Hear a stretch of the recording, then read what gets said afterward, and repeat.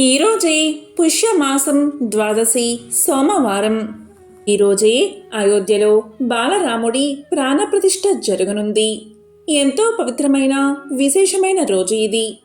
కాబట్టి ఈ సందర్భంగా ఆ రామయ్యకు సంబంధించిన ఈ కథలను విన్నా, చదివినా, చెప్పినా, వినిపించినా జన్మల పాపాలు తొలగి కోటి జన్మల పుణ్యం వస్తుంది, సకల శుభాలు కలుగుతాయి.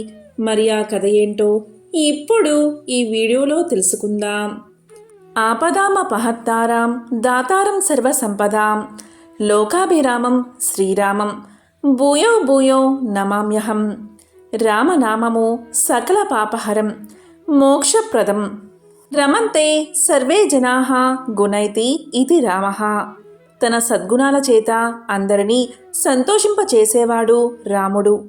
రామ శబ్దం అంటే రామనామంలోని పంచాక్షరి మంత్రం. ఓం నమశివాయ నుండి మా బీజాక్షరము, అష్టాక్షరి మంత్రం ఓం నమో నారాయణ నుంచి రా బీజాక్షరము. ఈ రెండూ కలిపితే రామనామం. రామనామాన్ని స్మరిస్తే శ్రీ విష్ణు సహస్రనామ స్తోత్రం చేసిన ఫలితం లభిస్తుందని పురాణాలు చెబుతున్నాయి. శ్రీరామ రామ రామేతి రమే రామే మనోరమే సహస్రనామ తత్తుల్యం రామనామ వరాననే. మహర్షి వాల్మీకి ఆది కవే కాక వేదాంతి, దార్శనికుడు, తపస్వి, ప్రజలకు మార్గదర్శకుడు, సంస్కర్త, కార్యాచరణవేత్త. ఒకనాడు నారద మహర్షి వాల్మీకి ఆశ్రమానికి విచ్చేస్తాడు. అప్పుడు వాల్మీకి నారదుణ్ణి ఒక ప్రశ్న అడుగుతాడు. ఈ కాలంలో, ఈ లోకంలో గుణవంతుడు యుద్ధంలో శత్రువుని ధైర్యంగా జయించగలిగినవాడు, ధర్మవంతుడు చేసిన మేలు మరవనివాడు, ఎల్లప్పుడూ సత్యాన్నే పలికేవాడు, అనుకున్న పనిని దృఢ సంకల్పంతో చేసేవాడు ఎవడైనా ఉన్నాడా? ఉంటే అతని గురించి చెప్పు అని అడుగుతాడు వాల్మీకి మహర్షి. అదే కాక అన్ని భూతముల యందు దయకలవాడు, విద్వాంసుడు, సమర్థుడు, ప్రియదర్శనుడు, కోపాన్ని జయించినవాడు, అసూయ లేనివాడు, అలా 16 గుణాలు చెప్పి అవన్నీ ఉన్నవాడు ఈ భూమి మీద ఉన్నాడా అని వాల్మీకి మహర్షి నారదుణ్ణి అడుగుతాడు. అప్పుడు నారదుడు ఇలా సమాధానం చెప్తాడు. మహర్షి, మీరు అడిగిన గుణములు గొప్ప చక్రవర్తులకే అసంభవం. ఇక మామూలు మనుషుల సంగతి చెప్పనేలా. కానీ అలాంటి ఒక మనిషి గురించి నేను మీకు చెబుతాను అని ఈ విధంగా చెప్పడం ఆరంభించాడు. ఇక్ష్వాకు వంశంలో పుట్టిన రాముడు అనే పేరుతో ఒక మహానుభావుడు ఉన్నాడు.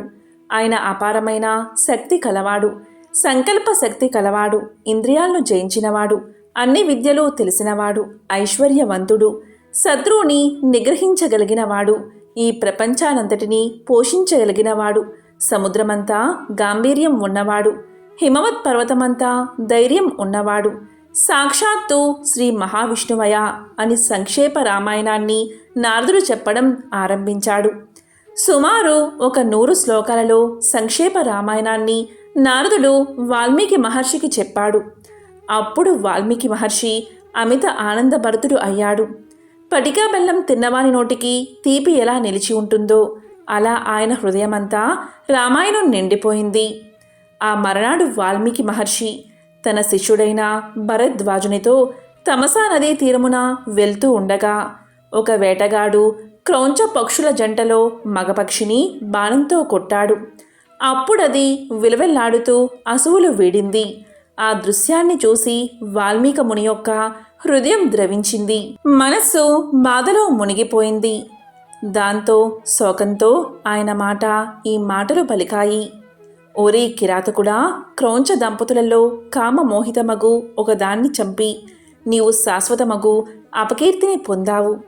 శోక పరితప్త హృదయంతో ఆయన ఉచ్చరించిన ఈ మాటలు ఛందోబద్ధంగా ఉన్న మొదటి శ్లోకమని, అది రామాయణం వినడం వల్ల తటస్థించాయి అని సంస్కృత సాహిత్య చరిత్రలో ఒక నమ్మకం. అప్పుడు బ్రహ్మదేవుడు ప్రత్యక్షమై వాల్మీకి ఆ శ్లోక విశిష్టతను తెలిపి శ్రీరామ చరిత్రను కావ్య రూపంలో రచించమని ప్రేరేపించాడు బ్రహ్మదేవుడు. లోకాలయందు పర్వతాలు, నదులు ఉన్నంతకాలం ఆ రామాయణ కావ్యం ప్రకాశిస్తుందని దీవించాడు బ్రహ్మదేవుడు. రామాయణ మహాకావ్యంలో 7 కాండాలు ఉంటాయి. బాలకాండ, అయోధ్యకాండ, అరణ్యకాండ, కిష్కింధకాండ, సుందరకాండ, యుద్ధకాండ, ఉత్తరకాండ. బాలకాండము. అయోధ్య నగరం రాజధానిగా కోసల దేశాన్ని రఘువంశీ వంశపు రాజైన దశరథుడు పాలిస్తున్నాడు. కౌసల్య, సుమిత్ర, కైకేయి ఆయన భార్యలు. పిల్లలు లేని కారణంగా దశరథుడు పుత్రకామేష్టి యాగం చేశాడు. తరువాత ఆ రాజుకు 4 బిడ్డలు జన్మించారు. వారికి రాముడు, భరతుడు, లక్ష్మణుడు, శత్రుఘ్నుడు అని నామకరణం చేశారు. రావణుడు అనేవాడు బ్రహ్మ వద్ద వరాలు పొంది దేవతలను జయించి మునులను వేధిస్తున్నాడు. అతనికి దేవ, గంధర్వ, యక్ష రాక్షసుల వల్ల చావులేదు. అప్పుడు దేవతల ప్రార్థనలు మన్నించి శ్రీ మహావిష్ణువు అతన్ని హతం చేయడానికి నరుడై జన్మింపనించాడు.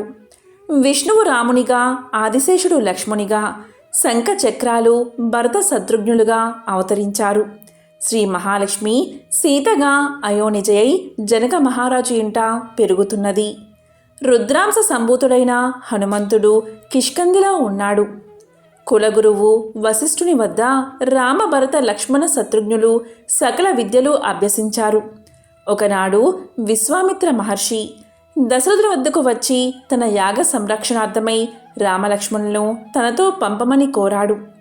ముక్కు పచ్చలారని నవయువకులను పంపడానికి దశరథుడు సంకోచించినా వశిష్ఠుడి సలహా మేరకు విశ్వామిత్రునితో పంపాడు. విశ్వామిత్రుడు రామలక్ష్మణులకు ఎన్నో అస్త్ర విద్యా రహస్యాలను బోధించాడు. దారిలో రామ లక్ష్మణులు తాటకి అని రాక్షసిని సంహరించారు. గంగానదిని దర్శించారు. రాముని పాదం సోకి అహల్యకు శాప విమోచనం జరిగింది. రామలక్ష్మణుల రక్షణలో యాగం జయప్రదంగా జరిగింది. మారీచ, సుబాహులు, ఇతర రాక్షస గణములు దండింపబడ్డారు. తిరుగుదారిలో రామలక్ష్మణులు విశ్వామిత్రునితో కలిసి జనకుని రాజధాని అయిన మిథిలా నగరం చేరారు. అక్కడ సీతా స్వయంవరంలో రాముడు శివుడి విల్లు విరచి సీతకు వరుడయ్యాడు. సీతారాములు, ఊర్మిళ లక్ష్మణులు, మాండవి భరతులు, శృతకీర్తి, శత్రుఘ్నుల వివాహం కనుల పండుగగా జరిగింది. తిరుగుదారిలో రాముణ్ణి ఎదిరించిన పరశురామునకు తాము ఇద్దరూ విష్ణు స్వరూపులే అని తెలిసింది. మహావైభవంగా 4 జంటలు అయోధ్యకు తిరిగి వచ్చారు. అయోధ్యలో పాలన నిత్య కళ్యాణంగా సాగుతున్నది. అయోధ్యకాండము. దశరథుడు రాజ్యభారాన్ని పెద్ద కొడుకైన రాముడికి అప్పగించాలని సంకల్పించాడు. పట్టాభిషేకానికి సర్వమూ సిద్ధమైనది. అంతటా వేడుకలు జరుగుతున్నాయి. రాముని సవతి తల్లి అయిన కైకేయికి రాముడంటే ఎంతో వాత్సల్యం. కానీ ఆమె చెలికత్తే మందర కైకేయికి ఇలా నూరు పోసింది. రాముడు రాజైతే కౌసల్య రాజమాత అవుతుంది. నీ స్థానం బలహీనపడుతుంది. కనుక భరతుణ్ణి రాజుగా చేసి రాముణ్ణి దూరంగా పంపే మార్గం ఆలోచించు అని పలికింది. ఈ మాటలు కైకేయి వంటబట్టాయి. అంతకు పూర్వం దశరథుడు ఆమెకు 2 కోరికలు ప్రసాదించాడు. వాటిని గుర్తు చేస్తూ ఆమె దశరథుణ్ణి 2 కోరికలు కోరింది. ఒకటి భరతుని పట్టాభిషేకం, రెండవది రాముడికి 14 ఏళ్ల వనవాసం. దశరథునకు ఎటూ పాలు పోలేదు. దుఃఖంతో కుంగిపోయాడు. కానీ రాముడు తండ్రి మాట నిలబెట్టడానికి కృతనిశ్చయుడై ఉన్నాడు. రామునితో పాటు ఆత్మ అయిన సీత, నీడైన లక్ష్మణుడు వనవాసానికి బయలుదేరారు. అయోధ్యాపుర వాసులంతా విలపించారు. అందరి వద్ద సెలవు తీసుకుని సీతారామ లక్ష్మణులు సకల సౌఖ్యాలు వర్జించి నారదుస్తులు ధరించి వనవాస దీక్షకు సిద్ధమయ్యారు. దారిలో గుహుడు అనే నిషాదరాజు వారిని గంగానది దాటించాడు. అక్కడ దశరథుడు రామునికై విలపిస్తూ స్వర్గస్థుడయ్యాడు. మేనమామల ఇంటి నుంచి అయోధ్యకు వచ్చిన భరతుడు తల్లి చేసిన పనికి మండిపడ్డాడు. ఆమె ముఖం చూడ్డానికి, తన ముఖం ఇతరులకు చూపడానికి అతనికి మనసొప్పలేదు. సైన్యంతో భరతుడు అడవికి వెళ్ళి, నీకు చెందవలసిన రాజ్యం నా వంటి అల్పుడు పాలించలేడు. నా తల్లి తప్పును మన్నించి అయోధ్యకు తిరిగి వచ్చి మమ్మల్నందరినీ ఏలుకో అని ప్రార్థించాడు రాముణ్ణి. తండ్రి మరణవార్త విన్న రాముడు దుఃఖించాడు. కానీ తండ్రి మాట నిలబెట్టడం మన కర్తవ్యం. వనవాస దీక్ష ముగియవలసిందే అని నిశ్చయించాడు రాముడు. అప్పుడు భరతుడు ఇలా పలికాడు, 14 సంవత్సరాల తర్వాత నీవు అయోధ్యకు రావడం ఒక్కరోజు ఆలస్యమైనా నేను ప్రాణాలు త్యజిస్తాను. అంతవరకు నీ పాదుకలను సింహాసనంపై ఉంచి మృత్యునిగా నేను రాజ్యపాలన నిర్వహిస్తాను అని అయోధ్యకు తిరిగి వెళ్ళాడు. సీతారామ లక్ష్మణులు మందాకిని తీరాన చిత్రకూటం అనే సుందర ప్రదేశంలో ఒక పర్ణశాలను నిర్మించుకుని జపతపాది కార్యక్రమాలు నిర్వహిస్తూ కాలం గడుపుతున్నారు. వారు అత్రి మహాముని ఆశ్రమాన్ని దర్శించినప్పుడు సీతమ్మ వారు అనసూయ ఉపదేశాలు ఆశీర్వచనాలు గ్రహించారు. అరణ్యకాండ. శాపవసాన విరాధుడు అనే రాక్షసుడైన తుంబురుడు రామలక్ష్మణుల చేత శాప విమోచనాన్ని పొందాడు. తరువాత సీతారామ లక్ష్మణులు సుతీక్నుడు అగస్త్యుడు వంటి మహర్షుల ఆశ్రమాలు దర్శించి తరువాత గోదావరి తీరాన పంచవటి వద్ద పర్ణశాలను నిర్మించుకుని అక్కడ నివసించసాగారు. అక్కడికి శూర్పణఖ అనే కామరూపిణి అయిన రాక్షసి వచ్చి రామ లక్ష్మణులు మోహించి సీతను తినేయడానికి సన్నద్ధమైనది. అప్పుడు లక్ష్మణుడు ఆమె ముక్కు చెవులు కోసి పంపించాడు. రోదిస్తున్న శూర్పణఖ కసి తీరడానికి ఆమె సోదరులు ఖరదూషణులు అనే రాక్షసులు 14,000 మంది రాక్షసులతో కలిసి రాముడిపై దండెత్తారు. రాముడు ఒక్కడే వారందరినీ హతం చేశాడు. దీంతో శూర్పణఖ వెళ్ళి రావణుడితో తన బాధ మొరపెట్టుకుంది. అప్పుడు కసితో రావణుడు మారీచుణ్ణి మాయలేడి రూపంలో పంపి రామ లక్ష్మణులను దూరంగా వెళ్లేలా చేసి తాను సీతను ఎత్తుకుపోయాడు. అడ్డు వచ్చిన జటాయువు రెక్కలు తెగ నరికాడు. సీత కనిపించక హతాశులైన రామలక్ష్మణులు ఆమెను వెతకడం ఆరంభించారు. కొన ఊపిరితో ఉన్న జటాయువు వారికి సీతాపహరణం గురించి తెలిపి రాముడి చేతిలో కన్నుమూశాడు. దుఃఖంతో సీతను వెతుకుతున్న రామ లక్ష్మణులకు కబంధుడు అనే రాక్షసుడు ఎదురయ్యాడు. వాడు శాప విమోచనం పొందుతూ సుగ్రీవునితో మైత్రి చేసుకోమని చెప్పాడు. ఆపై రామ లక్ష్మణులు మతంగముని ఆశ్రమంలో వారి కోసం ఎదురుచూస్తున్న శబరి ఆతిథ్యం స్వీకరించి ఋష్యమూక పర్వతానికి బయలుదేరారు. కిష్కింధ కాండము. సుగ్రీవుడు వానర రాజు అన్నయ్యన వాలితో దురదృష్టవశాత్తు విరోధం సంభవించగా సుగ్రీవుడు హనుమదాది అనుచరుల తోడుగా ఋష్యమూక పర్వతంపై ప్రాణభయంతో కాలాన్ని గడుపుతున్నాడు. హనుమంతుడు రామ లక్ష్మణులు కలిసి సుగ్రీవుని వద్దకు తోడ్కొని వెళ్ళాడు. రాముడు సుగ్రీవుడు అగ్నిసాక్షిగా మిత్రులయ్యారు. వాళ్ళని వధించి రాముడు సుగ్రీవునకు వానరాజ్యం కట్టబెట్టాడు. తరువాత సుగ్రీవుడు వానరులను నలుదిక్కులకు సీతాన్వేషణ నిమిత్తమై పంపాడు. అలా దక్షిణ దిశకు వెళ్లిన వారిలో అగంధుడి నాయకత్వంలో హనుమంతుడు, జాంబవంతుడు, నీలుడు, మైందుడు, ద్వివుదుడు, సుషేనుడు వంటి మహావీరులున్నారు. వారు అంతా కలియ చూస్తూ అనేక అవాంతరాలను అధిగమించి స్వయంప్రభ అనే యోగిని సాయంతో దక్షిణ సముద్ర తీరానికి చేరుకున్నారు. ఆపై దిక్కుతోచక శోకంలో మునిగిపోయిన వారికి జటాయువు సోదరుడైన సంపాతి కనిపించి రావణుడు సీతను అపహరించి లంకలో దాచాడని చెప్పాడు. ఇక 100 యోజనాల విస్తీర్ణమున్న సముద్రాన్ని దాటి లంకకు ఎలా వెళ్లాలో తెలియక వానరులు తర్జన భర్జనలు పడసాగారు. అప్పుడు జాంబవంతుడు ఈ కార్యక్రమానికి హనుమంతుడే సమర్థుడని, హనుమకు అసాధ్యమైన పని లేదని ధైర్యం చెప్పాడు. తన శక్తి తాను తెలుసుకున్న హనుమంతుడు మహాతేజంతో ప్రకాశించాడు. సుందరకాండ.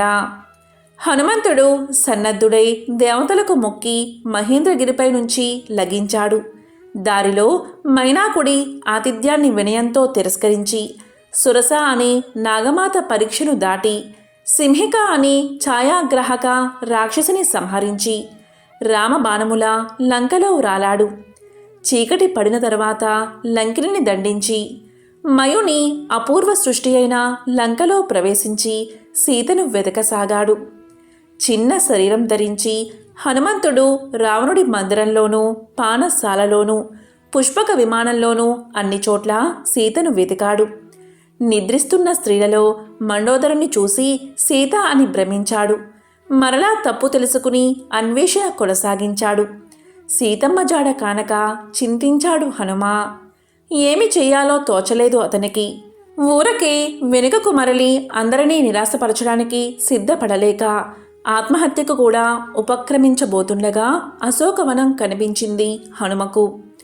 రామ లక్ష్మణులకు, జానకికి, రుద్రునకు, ఇంద్రునకు, యమునకు, వాయువునకు, సూర్య చంద్రులకు, మరుద్గణములకు, బ్రహ్మకు, అగ్నికి, సకల దేవతలకు నమస్కారం చేసి అశోకవనంలో సీతను వెతకడానికి బయలుదేరాడు హనుమంతుడు.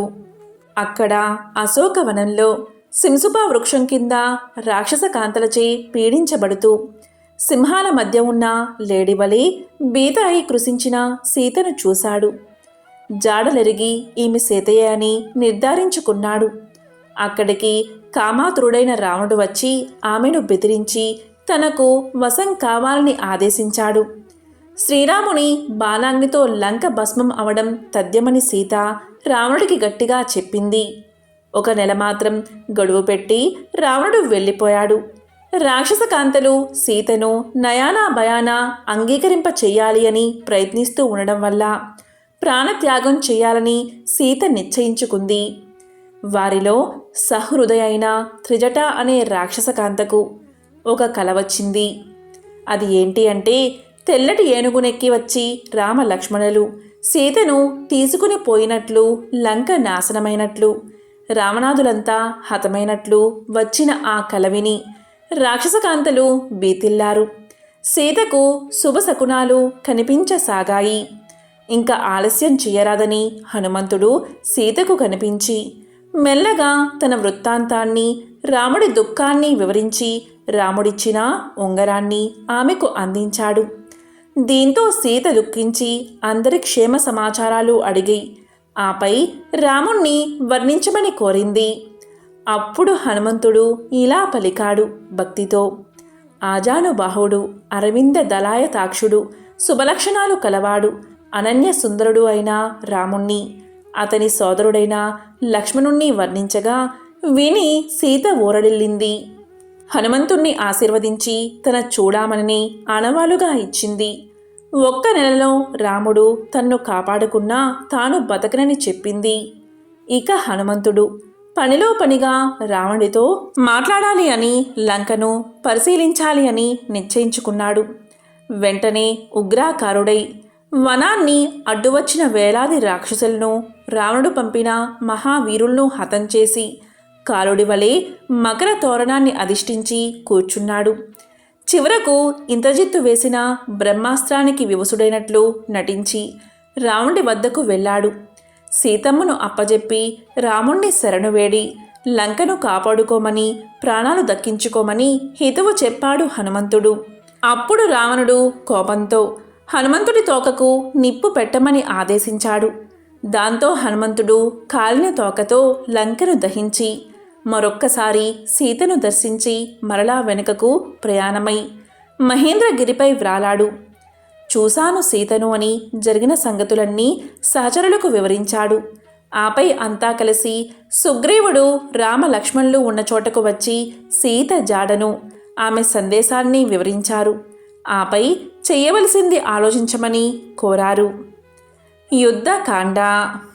హనుమంతుడు చేసిన మహోపకారానికి రాముడు: ఇంతటి క్లిష్ట కార్యాన్ని మరెవరూ సాధించలేరు. మా అందరి ప్రాణాలు నిలిపిన ఆప్తుడువు నీవు. నీ వంటి దూత మరొకరు లేరు. గాఢాలింగనం కంటే నీకు నేనేమీ బహుమానం ఇవ్వలేను అని హనుమను కౌగలించుకున్నాడు. తరువాత అందరూ తర్కించి యుద్ధానికి నిశ్చయించారు. సరైన సమయం చూసి నీలుడి నాయకత్వంలో బ్రహ్మాండమైన కపిసేన దక్షిణానికి పయనమై సాగర తీరం చేరుకున్నది. అక్కడ లంకలో రావణుడు యుద్ధం విషయమై తన వారితో చర్చించసాగాడు. అతని తమ్ముడైన విభీషణుడు రావణుడితో విభేదించి సాగరం దాటి రాముణ్ణి శరణుజొచ్చాడు. కానున్న లంకాధిపతివని రాముడు విభీషణుడికి ఆశ్రయమిచ్చి కానున్న లంకాధిపతిగా సాగర జలాలతో అభిషేకుణ్ణి చేశాడు. ఇక సాగరాన్ని దాటడానికి అద్భుతమైన వారధి నిర్మాణం విశ్వకర్మ కొడుకులైన నలుడి పర్యవేక్షణలో ప్రారంభమైనది. 5 రోజుల్లో 100 యోజనాల పొడవు, 10 యోజనాల వెడల్పు గల వారధి పూర్తి కాగా వానర బల్లూక సేనల రామ లక్ష్మణులు వారధి దాటి లంకను చేరుకున్నారు. నీలుడి నాయకత్వంలో ఆ సేన మరో సాగరంలా ఉండి రామ కార్యానికి సన్నద్ధమై ఉంది. రావణుడికి చారుల వల్ల తెలిసిన సమాచారం ప్రకారం వానరసేన రామలక్ష్మణులు ఆంజనేయులు అసమానులు కనుక యుద్ధం వినాశహేతువని కొందరు ఎరుగునది. ముఖ్యంగా ప్రహస్తుడు, ఇంద్రజిత్తు, నికుంభుడు వీరిలో ఎవరైనా తప్పకుండా రామలక్ష్మణులు కడతేర్చగలరని, కనుక ఇక ఇంద్రుడి వజ్రాయుధాన్ని గడ్డిపోచులా తలిచే కుంభకర్ణుడు తను యుద్ధానికి రావాల్సిన అవసరమే రాదని రావణుడి విశ్వాసం. ఇరుపక్షాల వారు వ్యూహాలు సన్నద్ధం చేసుకున్నారు. చిట్టచివరి ప్రయత్నంగా రాముడు పనిచిన అంగద రాయబారం విఫలమైనది. దీంతో వానరసేన లంకను ముట్టడించింది. మహాయుద్ధంతో బుణబోంధరాలు కంపిస్తున్నాయి. వానరుల చేతిలో రాక్షసవీరులు భంగపడ్డారు. దానితో ఇంద్రజిత్తు మాయాయుద్ధం ఆరంభించి నాగాస్త్రంతో రామలక్ష్మణులను వివసులను చేసి శత్రు సైన్యాన్ని భయకంపితుల్ని చేశాడు. అంతా విషణ్ణులైన సమయానికి గరుత్మంతుడు మహాప్రభంజనంలో వచ్చి వారిని నాగబంధాల నుంచి విముక్తుల్ని చేశాడు. మరునాడు హనుమంతుని చేత ధూమ్రాక్షుడు, అగంధుని చేత వజ్రదంష్టుడు, నీలుడి చేత ప్రహస్తుడు హతులయ్యారు. రావణుడు స్వయంగా మహావీరులైన రాక్షస గణాలను వెంటబెట్టుకుని యుద్ధానికి చేరుకున్నాడు. అప్పుడు జరిగిన భీకర సంగ్రామంలో రావణుడి కిరీటం నేల పడింది, ధనస్సు చేజారింది. విశ్రాంతి తీసుకుని మర్నాడు యుద్ధానికి రమ్మని రాముడు రావణుణ్ణి పంపేశాడు. అవమాన భారంతో కుంగిన రావణుడు తన సోదరుడైన కుంభకర్ణుణ్ణి నిద్రలేపి యుద్ధానికి పంపాడు. కుంభకర్ణుడు వానరులను కరకరా నమిలి మింగుతూ ఎండు అడవిని అగ్ని కాల్చినట్లుగా వానరసేనను నాశనం చేయసాగాడు. లక్ష్మణుడి బాణాలు కుంభకర్ణుణ్ణి నిలువరించాయి.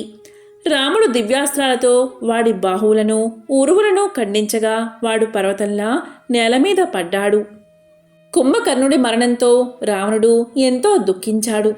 ఇలా బాధపడుతున్న రావణుణ్ణి ఊరడించి మరనాడు దేవాంతక, నరాంతక, అతికాయ, త్రిసరులు అనే రావణనందనులు, మత్తుడు, ఉన్మత్తుడు అని రావణ సోదరులు అందరూ మహాసూరులు భీకరమైన యుద్ధానికి దిగారు.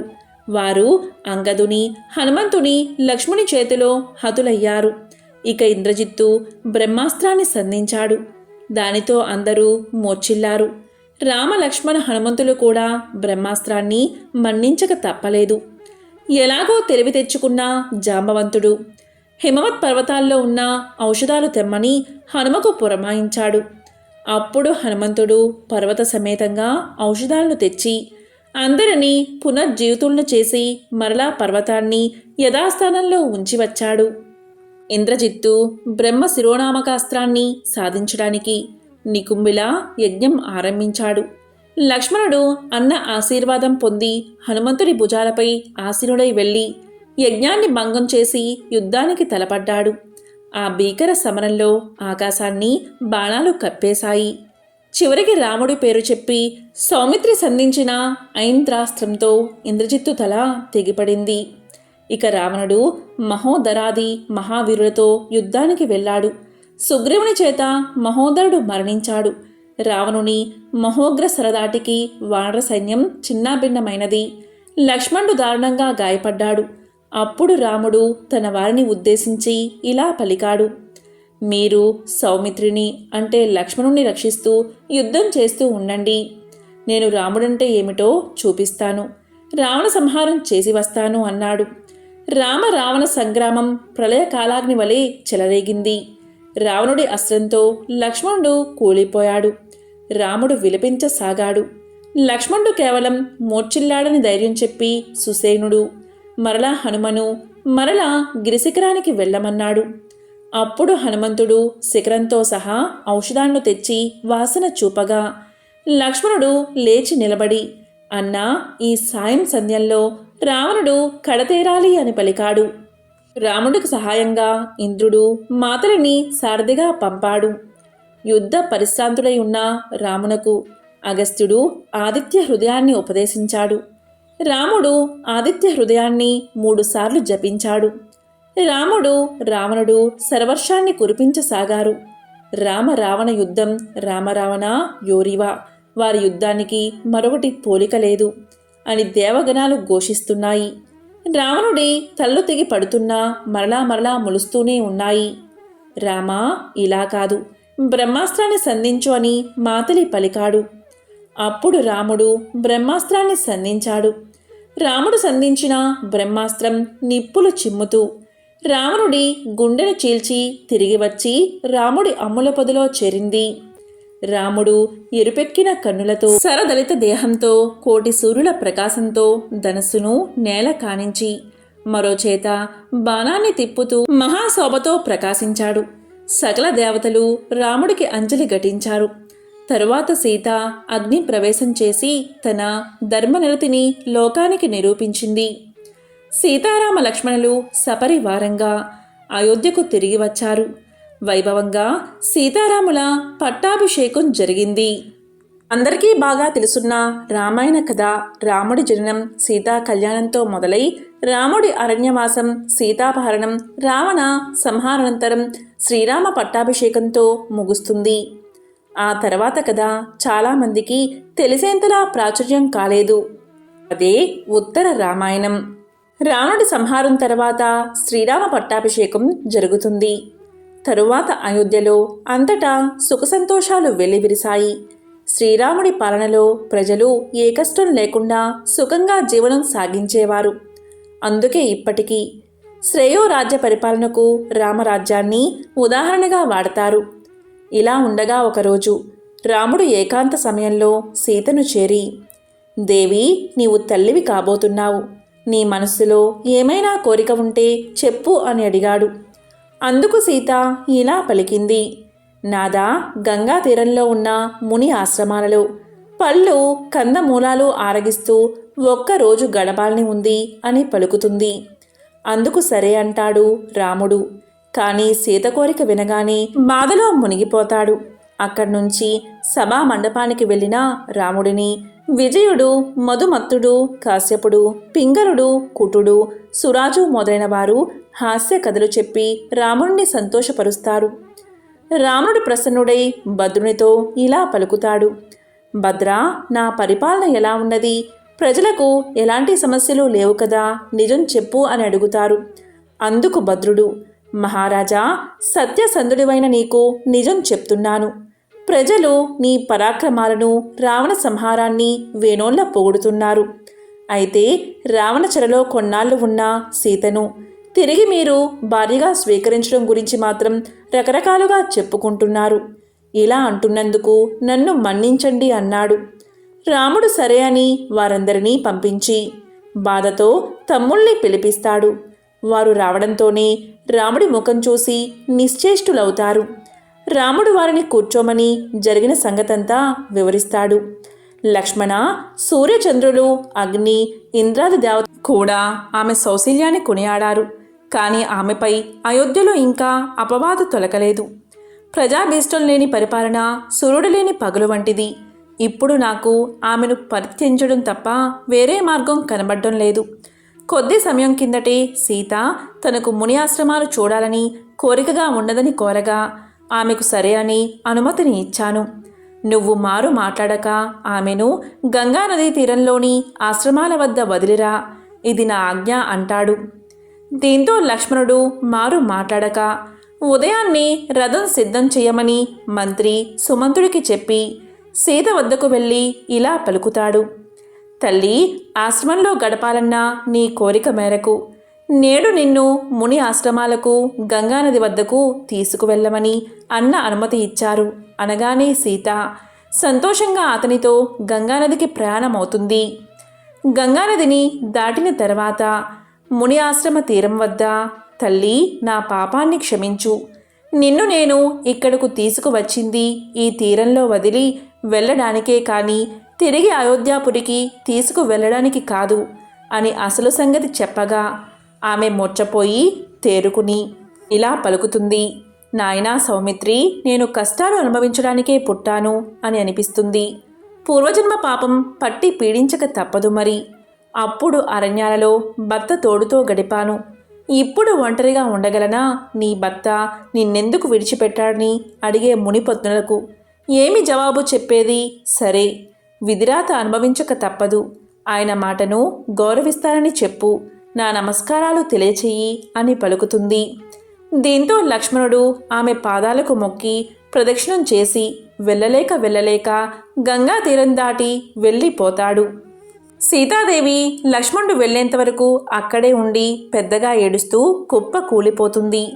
మునిబాలకుల ద్వారా ఈ సంగతి తెలుసుకున్న వాల్మీకి మహర్షి ఆమెను తన ఆశ్రమానికి తీసుకుని వచ్చి, అమ్మాయి, నీవు జనకుడి కూతురవు, దశరథుని కోడలివి, రాముడి ఇల్లాలివి, నీవు అతి పవిత్రురాలివి. నేను నా తపశక్తితో సర్వము గ్రహించాను. నీవు నిశ్చింతగా ఉండు. ఇక్కడి మునిసతులందరూ నిన్ను కన్న కూతురు వలె చూసుకుంటారు అని ఓదారుస్తాడు. ఆయన ఆశ్రమంలో ఉన్న అందరినీ పేరు పేరునా పిలిచి జానకీదేవికి ఎలాంటి కష్టం కలగకుండా చూసుకునే బాధ్యతను అప్పగిస్తాడు. అక్కడ కొంతకాలానికి జానకీదేవి 2 బాలకులకు జన్మను ఇస్తుంది. వారు లవకుశ నామధేయులై దినదిన ప్రవర్ధమానమవుతూ అటు వేద విద్యలోనూ ఇటు క్షాత్ర విద్యలోనూ తిరుగులేని బాలురుగా ప్రకాశిస్తూ ఉంటారు. ఇది ఇలా ఉండగా ఒకరోజు రాముడు తన తమ్ముల్ని పిలిచి తనకు రాజసూయ యాగం చెయ్యాలున్నదని చెబుతూ వారిని సలహా అడుగుతాడు. అప్పుడు భరతుడు అన్నకు అంజలి ఘటించి, ప్రభు, నీ పాలనలో ధర్మదేవత చక్కగా నడుస్తుంది. కీర్తిచంద్రుణ్ణి ఆశ్రయించిన వెన్నెల నిన్ను అంటిపెట్టుకునే ఉన్నది. పాపకర్ములు అయిన రాజులు లేరు. ఈ భూమి మీద ఉన్న సకల ప్రాణులకు ఏలికవు గతివి నువ్వే అని మరిచావా? రాజసూయం వల్ల అనేక రాజవంశాలు నేలమట్టం అవుతాయి. అందువల్ల రాజసూయం అనవసరమని నా అభిప్రాయం అనగానే లక్ష్మణుడు అందుకుని ఇలా పలుకుతాడు. అన్నా, భరతుడు చెప్పింది 100% నిజం. ధర్మయుక్తం. నీకు యాగం చెయ్యాలని కోరిక ఉంది కనుక అశ్వమేధం చెయ్యి. ఇది నిర్వహించి పూర్వం ఇంద్రుడు వృత్తాసుర వధ వల్ల కలిగిన బ్రహ్మహత్యా పాతకం వదిలించుకున్నాడు అంటాడు లక్ష్మణుడు. శ్రీరాముల వారికి ఈ మాటలు బాగా నచ్చాయి. సోదరులారా, మీరు చెప్పిన మాటలు నాకు సమ్మతంగానే ఉన్నాయి. ఈ యాగం నిర్వహించేందుకు తగిన ఏర్పాట్లు చేయండి అని అనుమతి ఇస్తాడు. సుగ్రీవుడు, విభీషణుడు మొదలైన దేశాధిపతులు, మునులు, నటులు, గాయకులు రాగా నైమిసారణ్యంలో గోమతీ నదీ తీరాన యజ్ఞవాటికను సమస్త వైభవోపేతంగా నిర్మించి అది చూడ్డానికి వచ్చేవారికై సకల సౌకర్యాలు సమకూరుస్తారు. మంచి లక్షణాలు కలిగిన గుర్రాన్ని రాముడు అర్చించి వదిలిపెట్టాడు. రక్షకుడి లక్ష్మణుడు ఋత్విజులతో సహా బయలుదేరాడు. తరువాత రాముడు యజ్ఞవాటికలోకి ప్రవేశించాడు. అప్పుడు భూమండలంపై ఉన్న రాజులందరూ రాముణ్ణి అభినందించి కానుకలు సమర్పించుకోసాగారు. ఇలా అత్యంత ప్రతిష్టాత్మకంగా ఏడాది పాటు అశ్వమేధ యాగం కొనసాగింది. దీన్ని మెచ్చుకోని వారు లేరు. అప్పుడు వాల్మీకి మహర్షి శిష్య సమేతంగా విచ్చేశాడు. భరత శత్రుఘ్నులు ఆయన కోసం సౌకర్యవంతమైన పర్ణశాలను ప్రత్యేకించి నిర్మించి విడిది ఏర్పాటు చేశారు. విడిదిలోకి చేరిన తర్వాత వాల్మీకి లవకుశులను కూర్చోబెట్టుకుని, చిరంజీవులారా, మీకు నేర్పిన రామాయణాన్ని రాజమార్గాలలోనూ మునువాసాల్లోనూ యజ్ఞవాటిక దగ్గర, రాముడి మందిరం దగ్గర శ్రావ్యంగా శృతిబద్ధంగా మధురంగా ఆలపించండి. రోజుకు 20 సర్గలు పాడండి. ఫలాలు దుంపలై ఆరగించండి. ఎవరైనా ధనమిస్తే స్వీకరించకండి. మీరు ఎవరు అని ప్రశ్నిస్తే వాల్మీకి శిష్యులం అని మాత్రమే చెప్పాలి. ప్రభువైన శ్రీరాముణ్ణి మాత్రం చులకనగా చూడకండి అని బోధిస్తాడు.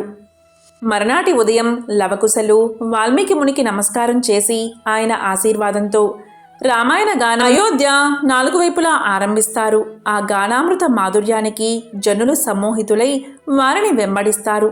దేశం నలుమూలలా కుశలవుల గాన మాధుర్యం గురించి చర్చ జరుగుతూ ఉంటుంది. రాముడు కూడా ఆ గానాన్ని విని ముగ్ధుడు అవుతాడు. యజ్ఞకర్మ పూర్తి కాగానే ఒక సభను ఏర్పాటు చేసి మునులు, రాజులు, పండితులు, సంగీత విద్వాంసులు, భాషావేత్తలు, వేద కోవిదులు, సకల విద్యా పారంగతులు ఆసీనులై ఉన్న సమయంలో రాముడు కుశలవులను తమ గాన మాధుర్యాన్ని వినిపించమని కోరతాడు. మొదటి సర్గ నుంచి 20 సర్గల వరకు వారు అతిరమ్యంగా గానం చేయగా సభాసదులు చప్పట్లు చరిచి వారి గాన మాధుర్యానికి జేజేలు చెప్తారు. రాముడు భరతునితో ఈ బాలులకు 18,000 బంగారు నాణాలు బహుకరించమని కోరగా లవకుశులు తమకు ఎలాంటి ధనము కానుకలు అవసరం లేదని వాటిని తిరస్కరిస్తారు. అప్పుడు రాముడు మీరు పాడిన కావ్యం ఏమిటి అని ప్రశ్నించగా లవకుశలు దీని కర్త వాల్మీకి మహర్షి, ఇప్పుడు ఆయన ఇక్కడే ఉన్నారు, ఆయనే మా గురువు, మీ చరిత్రనే ఆయన 24,000 శ్లోకాలుగా రాశాడు. దీనిలో 7 కాండాలు ఉన్నాయి, 500 సర్గలు ఉన్నాయి, 100 కథలు ఉన్నాయి. మీకంతగా కోరికగా ఉంటే పాడి వినిపిస్తాము అని పలికారు. దాంతో రాముడు సరే అని అంగీకరిస్తాడు. ఆయన కోరిక మేరకు వారు ప్రతిరోజు రామాయణాన్ని గానం చేశారు. అది విని రాముడు వీరు సీతాపుత్రులే అని గ్రహించాడు. దూతలను వెంటనే పిలిచి మీరు వాల్మీకి మహాముని వద్దకు వెళ్ళి నా మాటగా ఇలా చెప్పండి. మహర్షి, రాముడు నమస్కారం చేసి మీకు విన్నవిస్తున్నది ఏంటి అంటే మీ కావ్యం విన్నాను, అతి రమ్యంగా ఉన్నది. మీరు నిజంగా జానకీదేవి కలంకరహిత అని భావిస్తే ఆమెను సభాముఖానికి తీసుకుని వచ్చి ఆ విషయం ఆమెను నిరూపించుకోవాలి అని చెప్పగా వారు వాల్మీకిని కలిసి తిరిగి వచ్చి రేపు సీత తన నిర్దోషిత్వాన్ని ప్రకటిస్తుంది కాబట్టి ఆమెపై అభాండాలు వేసిన వారు కూడా సభకు రావచ్చని వాల్మీకి సెలవిచ్చారని చెప్తారు. అప్పుడు రాముడు సభను ఉద్దేశించి రేపు సీత తన నిర్దోషిత్వాన్ని ప్రకటిస్తుంది, మీరు తప్పక రావాలి అని చెబుతాడు. ఆయన ప్రకటన విన్న వాళ్ళందరూ ఇటువంటి ధర్మపాలన నీకే చెల్లుతుంది అని మెచ్చుకుంటారు. సభలోకి రాగానే శ్రీరాముడితో పాటు సభాసదులందరూ వినయంగా లేచి నిలబడి మునీశ్వరుల అనుమతితో తిరిగి ఆసీనులు అయ్యారు. ముగ్ధ సౌందర్యమూర్తి అయిన జానకీదేవిని చాలా కాలం తర్వాత చూసిన జనుల కన్నులు నీటితో నిండిపోయాయి. అప్పుడు వాల్మీకి మహర్షి ఇలా పలికారు. సభికులారా, ఈమె పరమసాధ్వి జానకీదేవి, దశరథుని కోడలు, శ్రీరామచంద్రుడి ఇల్లాలు. ఈమెను శ్రీరామచంద్రుడు లోకనిందకు భయపడి పరిత్యజించాడు. నేను చెప్పేది సత్యం, ఇందులో ఏమైనా అసత్యం ఉంటే ఇన్ని వేల సంవత్సరాల నా తపస్సు నిర్వీర్యం అయిపోతుంది అని పలికాడు. దీంతో శ్రీరాముడు చిరునవ్వుతో లేచి మునిని శాంతిపరుస్తూ మునీంద్ర, దివ్యజ్ఞాన సంపన్నులైన తమ వాక్యాలు సత్యభూషణాలు. నా దేవేరి శీలమును గురించి నాకు ఏమాత్రం సందేహం లేదు. ఆమె మహాసాధ్వి అని నాకు తెలుసు. మరి లోకాలకు కూడా తెలియడం అవసరమని నేనిలా నడుచుకోవాల్సి వచ్చింది. ఆ తరువాత ఈ కుర్రవాళ్ళను చూస్తే నా కుమారులే అని నా అంతరాత్మ చెబుతుంది. లోకం కోసమే సీత తన సాధుశీలాన్ని చాటుకోవాలి అన్నాడు. ఆ మాటలకు అంతా సీత వైపు చూశారు. సీత కాషాయంబరాలు ధరించి ఒక్క మాటు చూసింది, 2 చేతులు జోడించింది. సభాభవనంలోని గాలిలో చల్లని కమ్మని పరిమళాలు వ్యాపించసాగాయి. అప్పుడు సీతాదేవి ఇలా పలికింది. నేను రాముణ్ణి తప్ప అన్యుల్ని తలచని దాన్నే అయితే భూదేవి నా ప్రవేశానికి వీలుగా దారి ఇవ్వాలి. త్రికరణ శుద్ధిగా నేనెప్పుడూ రాముణ్ణి పూజించేదాన్నే అయితే భూదేవి నా ప్రవేశానికి మార్గం చూపాలి అని ప్రార్థించింది. సీతాదేవి తన ప్రార్థన ముగించగానే భూమి బద్దలయింది. నాగరాజులు మోస్తున్న దివ్య సింహాసనం ఒకటి పైకి వచ్చింది. దానిలో ఆసీనురాలైన భూమాత 2 చేతులతో సీతను తీసుకుని పక్కన పొదవి కూర్చోబెట్టుకుంది. ఆకాశం నుంచి పూలవాన కురుస్తూ ఉండగా సింహాసనం పాతాళంలోకి దిగిపోగా అక్కడ ఏమీ జరగనట్లు మళ్ళీ మామూలుగా అయిపోయింది. సభాసదులు దీనులై విలపిస్తూ రాముడి వంక చూడసాగారు. రాముడి దుఃఖానికి అంతే లేదు. నా కన్నుల ముందే నా భార్య మాయమైనది. లంకల నుంచి తీసుకువచ్చిన ఆమెను భూమి నుంచి తెచ్చుకొనలేనా? భూదేవి, అత్తగారివైన నిన్ను మర్యాదగా అడుగుతున్నాను. తక్షణం సీతను తెచ్చి ఇయ్యకుంటే జగత్ ప్రళయం సృష్టిస్తాను అన్నాడు రాముడు. అప్పుడు బ్రహ్మదేవుడు ఇలా పలికాడు. రామా, ఇది నీకు తగదు. నిన్ను స్వర్గధామంలో తప్పక కలుసుకుంటుంది. నీ చరిత్ర ఇతిహాసంగా ఉండిపోతుంది. ఇప్పటిదాకా నువ్వు జరిగింది విన్నావు. ఇక జరగబోయేది కూడా మహాముని రాసి ఉన్నాడు. అది నీవు మునులు మాత్రమే వినాలి అని చెప్పి వెళ్ళిపోయాడు బ్రహ్మదేవుడు. మరనాడు మిగతా కథ రాముడు విన్నాడు. అశ్వమేధం ముగిసింది. లవకుశలతో రాముడు అయోధ్యకేగాడు. కాలం ఎవరికోసమూ ఆగదు కదా. ఒకనాడు ఒక ముని వచ్చి రాముణ్ణి చూడాలని లక్ష్మణుణ్ణి కోరాడు. రామాజ్ఞతో లక్ష్మణుడు మునిని రాముడి గదిలో ప్రవేశపెట్టాడు. వచ్చిన ముని ఇలా పలికాడు: రామా, మనం మాట్లాడే విషయాలు పరులెవరికీ తెలియరాదు. ఒకవేళ అలా మధ్యలో ప్రవేశించినా విన్నా మరణదండన విధిస్తాను అంటేనే నీతో మాట్లాడతాను అన్నాడు. దానికి రాముడు సరే అని లక్ష్మణుణ్ణి ద్వారానికి కాపలాగా ఉండమన్నాడు. ఆ తరువాత ముని ఇలా అన్నాడు: రామచంద్ర, నేను మున్ని కాదు, యమధర్మరాజుని. మానవులను సమయానుసారంగా మరణాన్ని సిద్ధపరిచే సమవర్తిని. నువ్వు ఈ లోకానికి వచ్చిన కార్యం నెరవేరింది. బ్రహ్మ పుణ్యలోకాలకు వచ్చి పరిపాలించమని కోరాడు అన్నాడు యమధర్మరాజు. దీనికి రాముడు నవ్వి, యమధర్మరాజా, ముల్లోకాలను రక్షించడమే నా బాధ్యత. నా స్వస్థానానికి రావడానికి నేను సిద్ధమవుతున్నాను అన్నాడు. ఇలా వీరు సంభాషించుకుంటున్న వేళ దుర్వాసుడు రాముడి దర్శనానికి వచ్చాడు. లక్ష్మణుడు దర్శనం చేయించేందుకు వ్యవధి కావాలి అన్నాడు. అప్పుడు ముక్కోపి అయిన దుర్వాసుడు, ఓరి, ఈ రామ దర్శనానికి నేను వేచి ఉండాలా? తక్షణం నేను రాముణ్ణి కలవాలి, లేకుంటే నీ దేశం, వంశం, మీ అన్నదమ్ములు నాశనం కావాలని శపిస్తాను అన్నాడు దుర్వాసుడు. దుర్వాసుని కోపం ఎరిగినవాడైన లక్ష్మణుడు తన వంశం, దేశం నాశనమయ్యే కంటే తాను రాముడు ఆజ్ఞను ధిక్కరించి తానొక్కడే మరణశిక్షణ పొందడం మేలని తలచి, యముడు రాముడు సంభాషణకి అంతరాయం కలిగిస్తూ, అన్నా, నీకోసం దుర్వాసుల వారు వచ్చారు అని పలికాడు. రాముడు యముణ్ణి వడివడిగా పంపి దూర్వాసుడికి ఎదురు వెళ్ళి స్వాగతం పలికాడు. దూర్వాసుడు తనకు ఆకలిగా ఉన్నదని ముష్టాన్నం కావాలని కోరాడు. ఆయన కోరిక మేరకు తృప్తిపరిచి తాను యముడికి ఇచ్చిన మాటను గుర్తు తెచ్చుకుని విచారించసాగాడు రాముడు. అప్పుడు లక్ష్మణుడు వచ్చి, అన్నా, నీవు మాట తప్పవద్దు. ఏ సంకోచమూ లేకుండా శిక్ష విధించి ధర్మాన్ని నిర్వర్తించు అని ధైర్యం చెప్పాడు. రాముడు నిలువెల్లా కుంగిపోతూ వశిష్ఠ, భరత, శత్రుఘ్నులను సమావేశపరిచి విషయం విని విచారించాడు. వశిష్ఠుడు, రాజా, ఆడి తప్పరాదు. నీవు లక్ష్మణుడికి దేశ బహిష్కరణ విధించు అన్నాడు. సాధు పరిత్యాగం మరణ సమానమవుతుంది కనుక నిన్ను బహిష్కరిస్తున్నాను అన్నాడు రాముడు. వెంటనే లక్ష్మణుడు తన ఇంటివైపు కూడా చూడక సరాసరి సరయూనది ఒడ్డు వద్దకు చేరి యోగ సమాధి అయ్యాడు. ఇంద్రుడు తన విమానంలో లక్ష్మణుణ్ణి అమరావతికి తీసుకుపోయాడు. విష్ణు అంశలో 4వ భాగం తమ దగ్గరకు వచ్చినందుకు దేవతలు సంతోషించారు. లక్ష్మణుడికి దేశ బహిష్కారం చేశాక భరతుణ్ణి రాజుగా చేసి తాను కూడా వెళ్ళిపోతానని ప్రకటించాడు శ్రీరాముడు. ఈ మాట విని యావత్తు రాజ్యం దుఃఖించింది. భరతుడైతే మూర్ఛపోయాడు. కొంతసేపటికి తేరుకుని భరతుడు ఇలా పలికాడు: అన్నా, నువ్వులేని రాజ్యం నాకెందుకు? నిన్ను వదిలి ఉండలేను. కోసల రాజ్యం 2 భాగాలుగా చేసి దక్షిణం కుశుడికి, ఉత్తరం లవుడికి ఇచ్చేద్దాం. ఇదే ధర్మబద్ధం. వెంటనే శత్రుఘ్నుడికి కబురు పెడదామన్నాడు.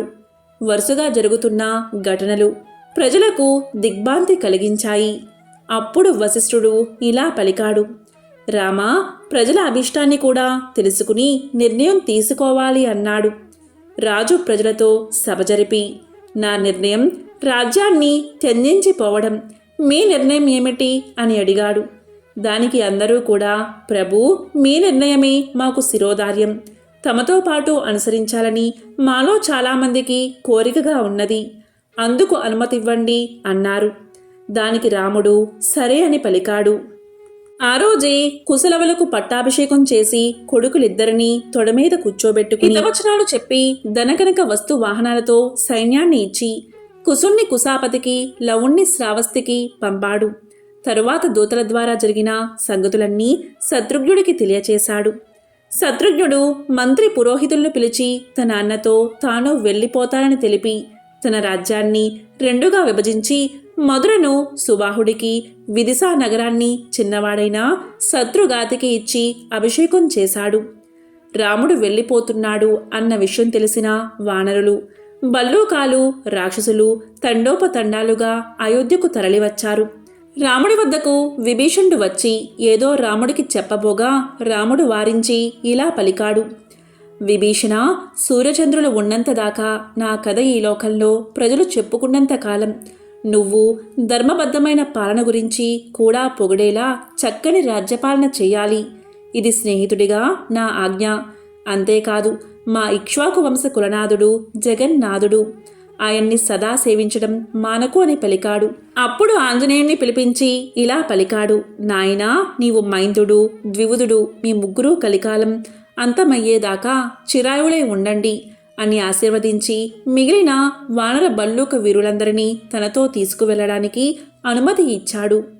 మరనాడు తెల్లవారింది. బ్రాహ్మణులు అగ్నిహోత్రాలు వాజపేయి చత్తాన్ని పట్టుకుని ముందుకు నడుస్తూ ఉండగా రాముడు సన్నని వస్త్రాలు ధరించి చేతివేళ్ల మధ్య దర్బలు పట్టుకుని మంత్రోచ్చారణ చేస్తూ వెళ్తున్నాడు. ఆయనకు రెండు పక్కల శ్రీదేవి, హ్రీదేవి, ముందు భూదేవి ఉన్నారు. ధనుర్బాణాలు పురుష రూపంతో ఆయన్ని అనుగమనించాయి. వేదాలు, గాయత్రి, ఓంకారవ షట్కారాలు ఆ పురాణ పురుషుణ్ణి అనుసరించాయి. బ్రహ్మర్షులు, విప్రులు, భరత శత్రుఘ్నులు, అంతఃపుర ప్రజలు, వానరులు, జనగణం, రాక్షసులు ఆ మర్యాద పురుషోత్తముని వెంట నడిచారు. అయోధ్యలో ఉన్న పశు పక్షాదులు కూడా రాముని వెంట పోగా అయోధ్య అంతా పాడుపడినట్లు ఖాళీ అయిపోయింది. శ్రీరాముడు అర్ధ యోజన దూరం నడిచి పడమటి దిక్కుగా ప్రవహిస్తున్న సరయూనది చేరుకున్నాడు. అప్పటికే దేవతలతో ముని బృందాలతో బ్రహ్మదేవుడు అక్కడ వీచేసి ఎదురుచూస్తున్నాడు. ఆకాశం దివ్య విమానాలతో నిండిపోయింది. అర్చకుల మంత్రోచ్చారణలు జరుపుతున్నారు. దేవతలు దుందుబులు మోగించారు. పరిమళాలతో గాలి చల్లగా వీస్తుంది. పూలవాన కురవడం మొదలయింది. అప్పుడు సరయూ నదిలోకి పాదాన్ని పెట్టాడు రాముడు. బ్రహ్మ అప్పుడు రాముడితో ఇలా అన్నాడు. మహావిష్ణు, నీకు శుభం కలుగుగాక. నీ తమ్ములతో కూడా స్థూల శరీరాలు విడిచి దివ్య శరీరాన్ని ధరించు. నీకు కావలసిన రూపం అందుకో తండ్రి. సకల భువనాలకు నువ్వే ఆధారం అని పలకగా పితామహుడి మాటలు విని రాముడు వైష్ణవ రూపం స్వీకరించాడు. సోదరులు కూడా అలాగే చేశారు. కిన్నెరలు, కింపురుషులు, యక్షులు, దేవతలు ఇలా సకల లోకాలకు చెందిన వారంతా జయజయధ్వానాలు చేసి విష్ణువుకు భక్తిగా మొక్కారు. అప్పుడు బ్రహ్మతో విష్ణువు ఇలా పలికాడు. నా వెంట వచ్చిన వారంతా నా భక్తులు, సర్వం త్యజించి నన్ను అనుసరించిన వారు. వారికి పుణ్యలోకాలను ప్రసాదించు అని ఆజ్ఞాపించాడు. అప్పుడు బ్రహ్మ రెండు చేతులా విష్ణువుకు మొక్కి, దేవా, నిన్ను నమ్మినవారు, ఆశ్రయించిన వారు పశువులైనా పక్షులైనా సంతానకమనే దివ్యలోకాన్ని చేరుకుంటారు. ఇప్పుడు వీరందరినీ ఆ లోకానికే చేరుస్తాను. వానరాదులు ఏ దేవతాంశం నుంచి జన్మించారో ఆ దేవతాంశం పొందుతారు. సుగ్రీవుడు సూర్యుడిలో లీనమైపోతాడు అని పలికాడు. రాముణ్ణి అనుసరించిన వారు గోప్రతారం అనే తీర్థంలో మునిగారు. వాళ్ళకి పూర్వ శరీరాలు పోయి దివ్య శరీరాలు వచ్చాయి. అప్పుడు వారు తమకు కేటాయించిన విమానాల్లో పుణ్యలోకాలకు వెళ్ళిపోయారు. ఇదే రామాయణం. ఈరోజు అంటే జనవరి 22వ తేదీ ఎవరైతే ఈ కథలను వింటారో లేక చదువుతారో లేక వినిపిస్తారో వారికి శ్రీరామచంద్రుడి సంపూర్ణ అనుగ్రహం కలుగుతుంది. శ్రీరామ రామ రామేతి రమే రామే మనోరమే సహస్రనామ తత్తుల్యం రామనామ వరాననే. జై శ్రీరామ్.